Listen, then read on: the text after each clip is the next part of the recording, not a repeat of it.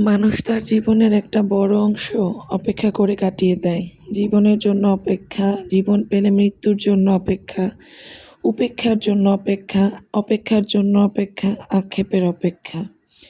ভোরের সূর্য উঠলে দুপুরের সূর্য বিকেলে গড়িয়ে সন্ধ্যার অপেক্ষা, সন্ধ্যা ঘনালে রাত নামার জন্য অপেক্ষা, গভীর রাতের ঘনত্ব বাড়লে আবার ভোরের জন্য অপেক্ষা। ভোরের পাখির কিচিরমিচির শুনলে মানুষ তখন একাকিত্বের হাঁপ ছেড়ে বাঁচে। এরপর এই যানজটের শহরে গন্তব্যে পৌঁছানোর অপেক্ষা, পৌঁছে গেলে ঘরে ফেরার অপেক্ষা। ঘরে ফিরে মানুষ অপেক্ষার ছলে একটুখানি প্রশান্তির খোঁজ করে, সেও দীর্ঘ অপেক্ষা। রাতের আকাশের চাঁদ, চাঁদের পাশে ধ্রুবতারা, দিনের সূর্য, নক্ষত্র, চন্দ্রের গ্রহণ, সূর্যের গ্রহণ, আকাশ, অবকাশ, নীরবে থাকা মহাকাশ, ধ্রুবতারার পাশে জ্বলজ্বল করে জ্বলতে থাকা এক টুকরো নিমের ডাল, সে ডালের পাতা, সবাই অপেক্ষা করে থাকে।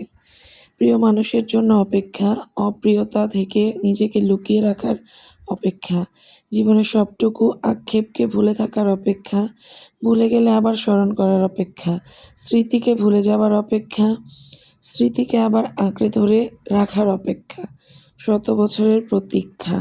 মানুষের জীবনে অপেক্ষার শেষ নাই। একটার পর একটা কোনো না কোনো কিছুতে অপেক্ষা থাকেই।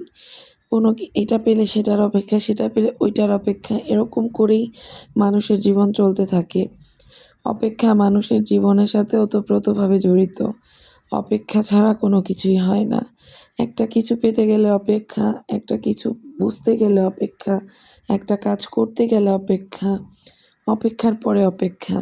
তাই অপেক্ষাটা মানুষের জীবনে অনেক বেশি গুরুত্বপূর্ণ।